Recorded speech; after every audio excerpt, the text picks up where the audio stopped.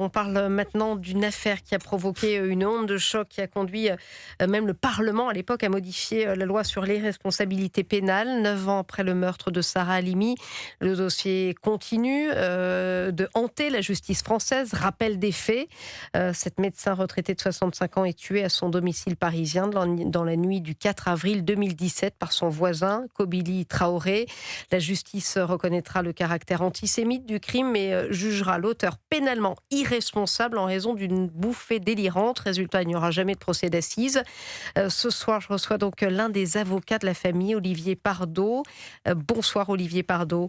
Bonsoir. Vous êtes co-auteur du livre Crime sans châtiment, Sarah Halimi, 9 ans après, aux éditions David Reynarc. Alors, ce livre réunit plus de 300 personnalités de toute sensibilité, il faut le préciser. Alors, ça va du pape François à François Hollande, en passant par Kamel Daoud, Marek Alter, Élie Chouraki, dont vous, je le disais, maître Pardoe.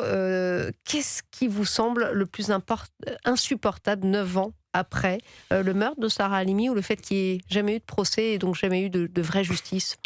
J'ai envie de dire les deux. Et puis, quand David Reynarc, à qui il faut rendre hommage, a décidé de lancer cette contribution, il ne s'attendait pas à ce que autant de personnalités aient cette sensibilité. Et au fond, ça fait penser à une phrase de Vladimir Yankelevitch qui dit que un grand malheur, on en voit les effets peu à peu. Et le meurtre sans procès, l'assassinat sans procès de Sarah Halimi reste une blessure, pas uniquement pour la communauté juive, bien sûr pour la communauté juive, mais pour tous ceux qui sont épris de justice. Comment torturer une femme, la violenter, la traîner dans son sang, elle hurlant, puis la défenestrer, peut rester ainsi impuni. D'ailleurs, vous le dites, c'est au-delà de la communauté juive, je le disais, 300 personnalités Oui. de tous horizons. Ça, c'est vraiment important de le souligner, qui ont tenu à rendre hommage à Sarah Halimi et dénoncer ce qui s'est passé. Oui, on voit des grandes personnalités. Il y a le pape François, qui avait accepté, avant son décès, de contribuer. Vous avez François Hollande qui le dit. Vous avez aussi des femmes, parce que c'est un féminicide. Vous avez Rachel Kahn qui intervient. Vous avez des gens de toute religion. Vous avez des philosophes. Et vous avez des psychanalystes. Vous avez un monde entier qui est là, et pour qui cette blessure ne s'est jamais véritablement refermée. Au fond, un crime de cette dimension, de cette violence, de cette symbolique qui reste sans procès, c'est comme un tombeau qui resterait éternellement ouvert, sans que jamais on puisse faire le deuil. Il faut rendre hommage aussi à William Attal, qui est le frère de Sarah Halimi, ainsi qu'à toute sa famille, qui n'ont jamais accepté cette situation. Et puis, nous sommes arrivés avec des éléments nouveaux, parce que nous ne sommes pas là, nous, pour faire le procès de la justice, mais pour lui apporter des éléments nouveaux. Vous demandez d'ailleurs, maître Pardoe, la réouverture de l'enquête à partir de ces éléments. Alors, quels sont-ils? Alors, il y a beaucoup d'éléments nouveaux. En fait, il y en a 4, essentiellement. Le premier élément, c'est qu'il y a eu un enregistrement qui a été fait par le voisin au moment du calvaire de Sarah Halimi. Et ce voisin avait fait avec son téléphone portable, il est à quelques encablures du balcon de Sarah Halimi. Il fait l'enregistrement de ce que dit Kobili Traoré. Simplement, cet enregistrement est totalement inaudible, donc n'a jamais été exploité. Par des techniques nouvelles, on est arrivé à entendre ce qu'il dit, le décoder. Et ce qu'il dit est contraire à la bouffée délirante, c'est-à-dire qu'il va avoir un discours politique.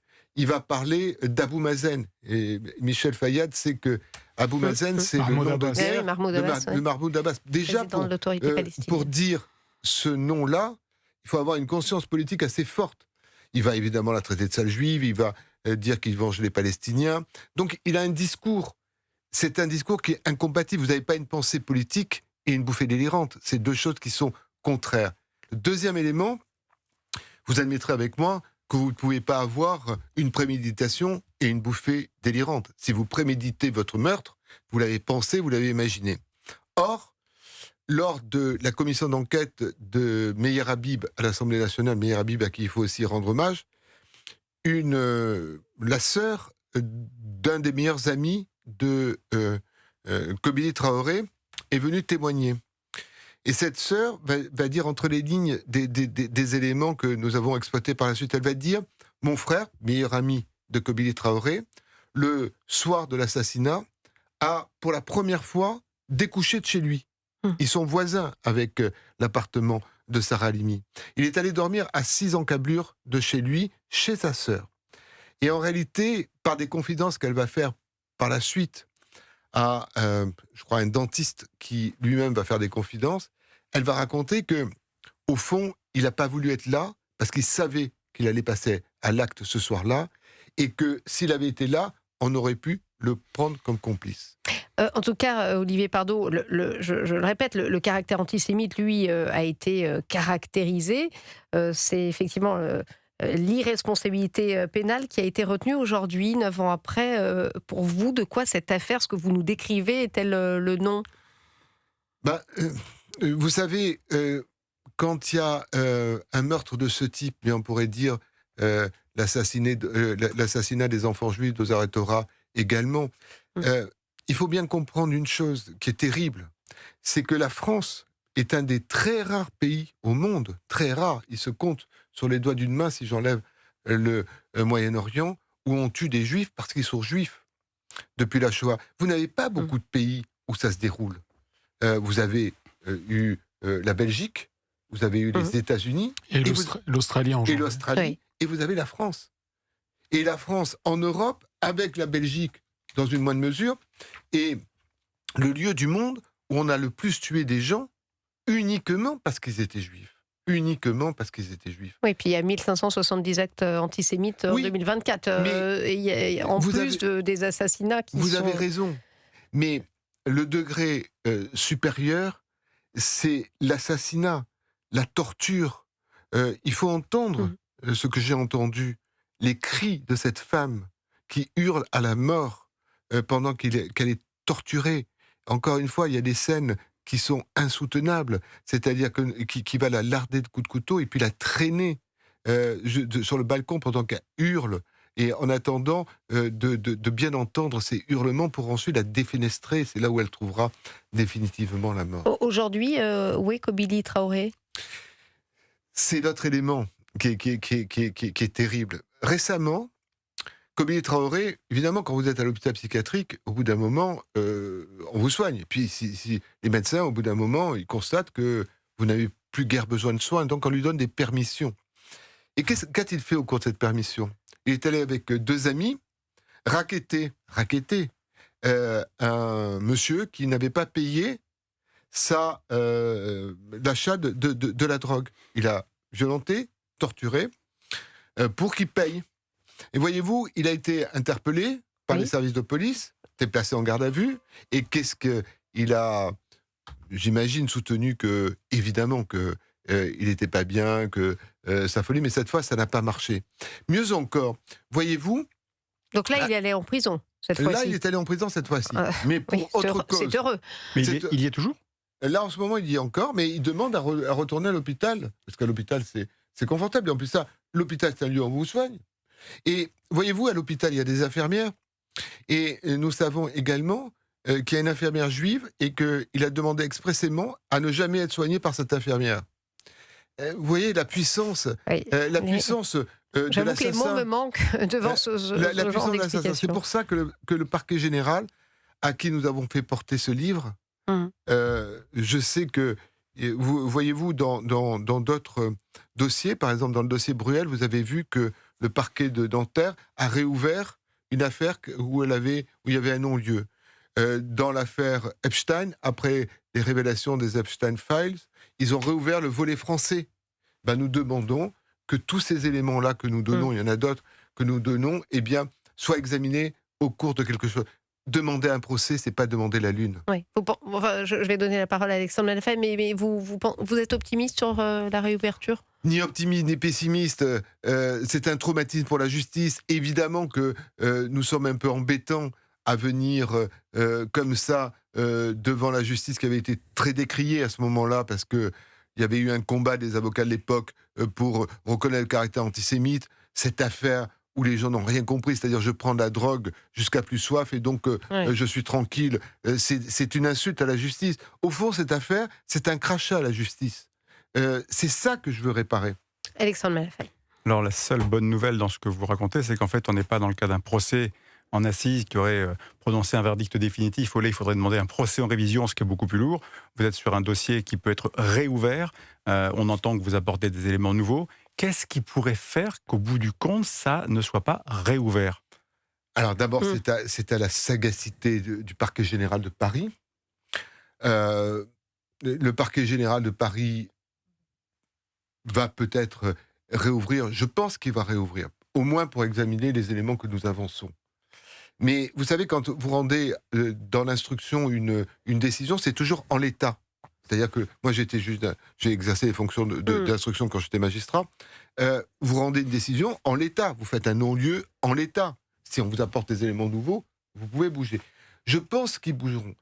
Évidemment qu'il y a toujours un côté, on ne va pas réouvrir tous les dossiers. C'est un côté un tout petit peu conservateur de la justice. Un tout petit peu de dire, on ne va pas encore réouvrir le dossier de Sarah Halimi. En plus, ça, la période est à la fois bonne et pas bonne, parce que la justice est très en cause, est très décriée, elle est en crise. Est-ce que ça sera un avantage pour nous, ou est-ce qu'il y aura un réflexe en disant, attention, on va rester un peu en forteresse, assiégée et ne pas bouger? Nous attendons, nous faisons cela avec beaucoup de respect pour la justice. Michel Fayad. Oui, et ce dossier aussi, on ne peut pas le distinguer vraiment de l'islamisme. Parce qu'en réalité, il y a en fond de toile, en fait, il y a quand même la question de l'islamisme avec lui. Notamment, il y a des versets dans le hadith, dans le Coran, qui sont explicites. Par exemple, le livre Muslim qui dit « Récit de Jabir Abdullah, l'apôtre d'Allah Mahomet a lapidé à mort un juif et sa femme de la tribu des Banu Aslam. » Or, il est demandé aux musulmans de prendre l'exemple de Mahomet comme exemple de modèle à suivre. Et donc, les islamistes suivent ce qui est dit. Donc, s'il a lapidé un juif parce que juif, à leur tour, ils veulent lapider les juifs ou tuer les juifs parce que juifs. Donc, la question de l'islamisme en fond de toile, elle existe, elle a toujours existé. Et est-ce que cette fois-ci, elle sera prise en compte ou pas ? Est-ce qu'elle est apparue, d'ailleurs, je complète la question de Michel Fayad, est-ce qu'elle est déjà apparue dans le procès initial ? Alors, dans le procès initial, comme il n'y en a pas eu, malheureusement, elle n'est pas apparue. Oui, pardon, mais dans l'instruction, vous avez raison. Dans l'instruction, pardonnez-moi. Alors, ce que l'on sait, c'est que tout le long, tout l'après-midi, avant de passer à l'acte, il récite des sourates dans l'appartement qui est l'appartement voisin. Donc, évidemment, qu'il y a cette dimension-là. Mais nous avons aussi des contributeurs musulmans qui expliquent qu'il y a des sourates contradictoires sur ces questions-là. Mais il y en a une qui n'est pas contradictoire, c'est le fait de suivre l'exemple de Mahomet. Ah non, mais ça c'est sûr. Et en fait, étant donné que Mahomet a tué les juifs parce que juifs, ceux qui lisent à la lettre, ils considèrent que comme il l'a fait, ils doivent le faire. Michel, tu as raison, et c'est un des vrais problèmes. Il faut que l'islam fasse aussi son Vatican II, et qu'il se décide à nettoyer ce qu'il y a dans le Coran. En disant cela, je prends des risques. Mais le problème, c'est qu'il est ils y travaillent un petit peu, y compris Alexandrie. Et c'est toujours la même chose. Mais il le considère incréé, le Coran, c'est ça le problème. Voilà, c'est-à-dire qu'il est intouchable, mais il y a un sujet d'interprétation qui est donné, et nous savons qu'il y a des musulmans qui donnent d'autres interprétations, mais là... et mon propos n'est pas contre les musulmans. Non, mais bien sûr. Mais là, c'était mal compris. C'était mal compris. Et en plus, il y a un autre problème. C'est-à-dire que le grand paradoxe de ce dossier, c'est que si tous les terroristes, tous les islamistes, tous les tueurs de juifs sont fous, à ce moment-là, on serait dans un pays où on ne jugerait jamais cela. Non, Alexandre, désolé, on arrive au bout, mais en plus j'en avais une aussi, mais que je n'ai plus le temps de poser, justement de savoir si on regarde un petit peu plus justement ces questions d'antisémitisme plus lucidement qu'en 2017, quand on voit que la loi Yadan sur les nouvelles formes d'antisémitisme n'a pas pu être soumise, elle a été très critiquée, mais ça sera l'objet d'autres débats. Merci beaucoup. Merci à vous. Maître Olivier